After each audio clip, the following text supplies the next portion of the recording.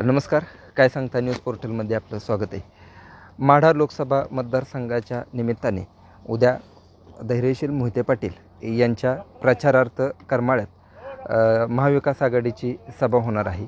या सभेच्या निमित्ताने महाविकास आघाडीतील घटक पक्ष असलेल्या उद्धव ठाकरे यांच्या शिवसेनेतील पदाधिकारी आपल्याबरोबर आहेत.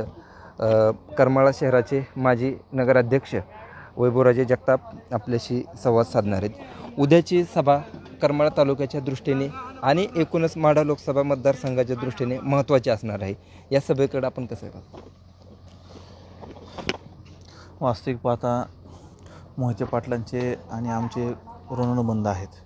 आदित्य विजयदादांना आम्ही नेते मानतो. आदरणीय जयवंतराव जगताप ही त्यांचा आदर करतात, त्यांना नेते मानतात. आणि आज त्यांच्या कुटुंबातले एक घटक धैर्यशील मोहिते पाटील हे उभं राहिल्यानंतर आम्ही स्वाभाविकच त्यांचंच काम करणार होतो आणि काम करणार आहे. आणि पवारसाहेबांचे आमचे नामदेवराव साहेबापासून ते त्यांचे ऋणानुबंध आहेत.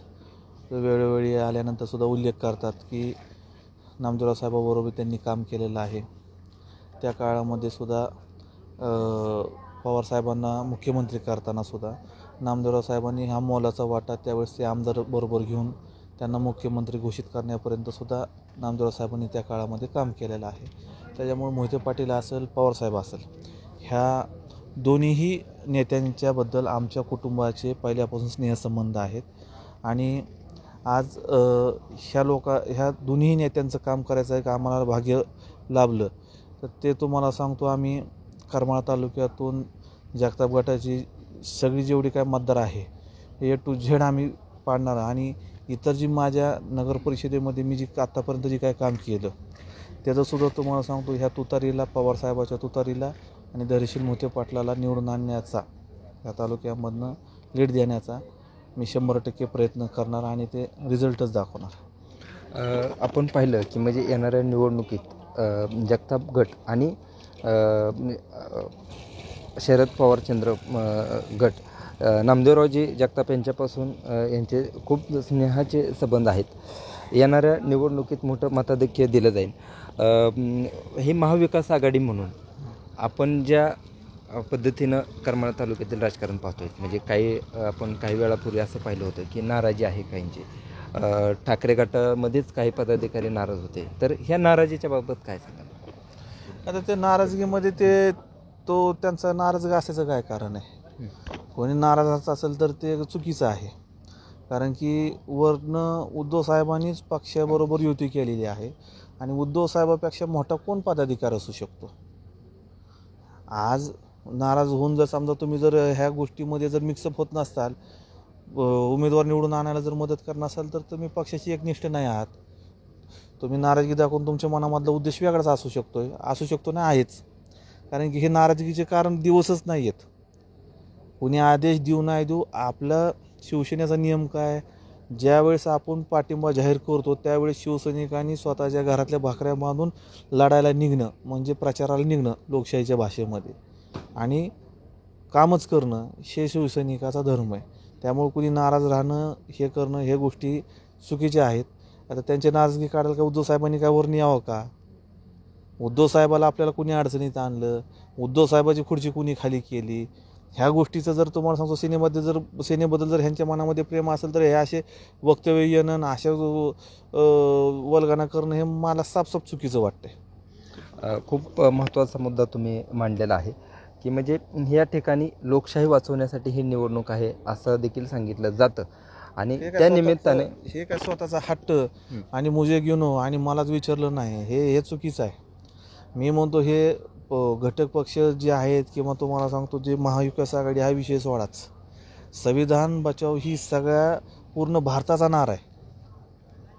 संविधान ही वाचलंच पाहिजे, रोजगार ही मिळालाच पाहिजे, पेट्रोल ही कमीच झालं पाहिजे, हे प्रत्येकाचे प्रश्न आहेत. मग हे पक्ष हा तर बाजूलाच सोडा की हे काय तुमची नैतिक जबाबदारी नाही का? बरं, तुम्ही नाराज झालं म्हणून काय भाजप काय तुम्हाला सांगतो पेट्रोल तुम्हाला 50 रुपये लिटरनी 40 रुपये लिटरनी देणार आहे का? असं नाही ना. मग गेले 10 वर्ष जे आपण बघतोय, गेले 10 वर्षाखाली जी त्यांनी तुम्हाला सांगतो आपल्याला एक ही आश्वासनं दिली होती ते पूर्ण झालेत का? महागाई कमी होईल म्हणली होती, झाली का महागाई कमी? आज जी काय गोष्टीचा सर्वसामान्य त्रास होतोय, मला होतोय, तुम्हाला सुद्धा होतोय. ह्या गोष्टी परवडणाऱ्या आहेत का? परत नेट पॅकपासून तर कोणत्या गोष्टी 1,00,000 पुस्तकाचा ग्रंथ भरला असं एवढे आत्तापर्यंत सगळ्यांनी मॅटर केलेले ह्या लोकांनी. त्याच्यामुळं कुणी नाराजगीचं दाखवणं हे मला काय माझ्या बुद्धीला आणि विचाराला न पटणारी गोष्ट आहे. सर्वांनी स्वतःची लढाई म्हणून कामाला लागणं हे तुम्हाला सांगतो काळाची गरज आहे. या ठिकाणी नगराध्यक्ष वैभवराजे जगताप यांनी खूप महत्त्वाचं या ठिकाणी सांगितलं, ही स्वतःची लढाई आहे आणि त्याच असं स्वतःची लढाई आहे असे समजून सर्वांनी कामाला लागावं असं या ठिकाणी त्यांनी सांगितले.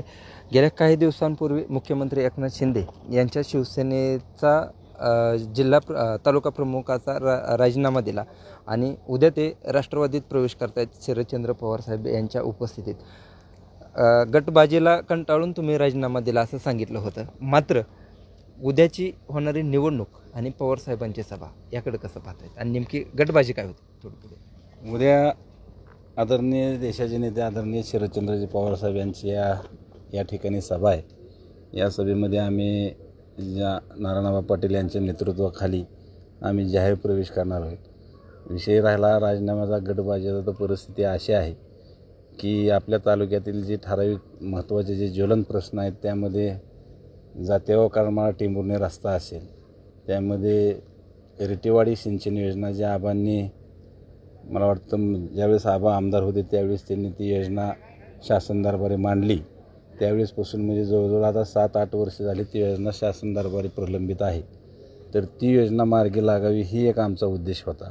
त्यानंतर आपल्या तालुक्यातला महत्त्वाचा दुसरा एक प्रश्न म्हणलं तर आदिनाथचा एक विषय आहे की ज्या आदिनाथमध्ये आम्ही त्यावेळेस त्या काळामध्ये आम्ही रोहितदादांच्या विरोधामध्ये काम करून आदिनाथ बचाव म्हणून एक समिती स्थापन केली आणि तो मोठा संघर्ष आम्ही आणि आमच्या सहकार्याने केला. त्यानंतर त्यामध्ये थोड्या प्रमाणात आम्हाला यश आलं आणि त्यानंतर ज्या आदिनाथची दुरावस्था झाली, त्यानंतर ज्या आदिनाथमध्ये जे शिंदेसाहेबांनी जे प्रशासक नेमलं त्या प्रशासकांनी जे तिथं कारभार केला तो बी बऱ्यापैकी निराशाजनक आहे. मग आदिनाथची बी त्या पद्धतीने बघायला गेलं तर आदिनाथचं सुद्धा ह्या 1-1.5 वर्षामध्ये वाटोळच झालेला आहे. तो एक मुद्दा आहे. त्यानंतर आता ते मी जे काय भ्रष्टाचार झाला बा तो मी त्या पुणे नगरी असेल बाकीच्या प्रिंट मीडियाला ती मुलाखत प्रेस कॉन्फरन्स घेऊन दिली ती किंवा अशा पद्धतीने त्यानंतर परत ह्या शासनाने त्यांच्यावर काही कारवाई केलेली नाही. मग अशी परिस्थिती असताना आपण कुठंतरी काहीतरी चुकतं ही एक भावना मनामध्ये सारखी येत होती आणि विषय गटबाजीचा आहे तो आपण नंतर बोलू. पण गटबाजी होतीच, नाही म्हणलं तरी गटबाजी शिवसेनेमध्ये आहे. येणाऱ्या काळामध्ये करमाळा तालुक्यातील शिवसेना ही संपल्याशिवाय राहणार नाही, कारण येणाऱ्या काळामध्ये अजून बरेचसे पदाधिकारी हे राजीनामा देण्याच्या तयारीत आहेत.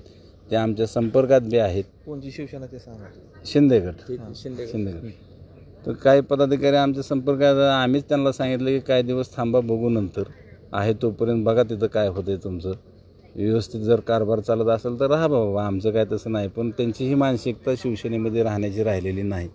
आणि विषय हा निवडणुकीचा जर घेतला तर तुमच्या माहितीसाठी सांगतो की आदरणीय मोहिते पाटील आणि आमचे बी संबंध तसे फार दिवसापासूनचे आहेत. आम्हाला मोहिते पाटील गटाने किंवा विजयदादा असतील, रणजितदादा असतील, धैर्यशील भैया असतील, ह्या सर्व कुटुंबाने आबांना खूप मदत केलेली आहे. 2014ला निवडणुकी असेल, 2019च्या असेल, सध्याच्या चालू राजकारणामधल्या घडामोडी असतील आणि मग कुठंतरी आपण त्यांचं बी देणं लागतो म्हणून त्यांच्याबरोबर राहणं हे आमचं आम्ही कर्तव्य समजतो आणि त्या पद्धतीने आम्ही त्यांच्याबरोबर राहणे. उद्याच्याला आम्ही आदरणीय पवारसाहेब असतील, रोहितदादा असतील ह्यांच्या नेतृत्वाखाली आम्ही आबा आणि आबाचे सर्व कार्यकर्ते आम्ही जाहीर प्रवेश करणार आहोत. धन्यवाद अध्यक्ष, तुम्ही काय सांगता अशी चर्चा केली. उद्याच्याला या ठिकाणी सभा होणार आहे, या ठिकाणी कसा प्रतिसाद मिळणार आणि त्याचा येणाऱ्या निवडणुकीवर कसा परिणाम होणार हे पाहावं लागणार आहे. दोघांचे धन्यवाद.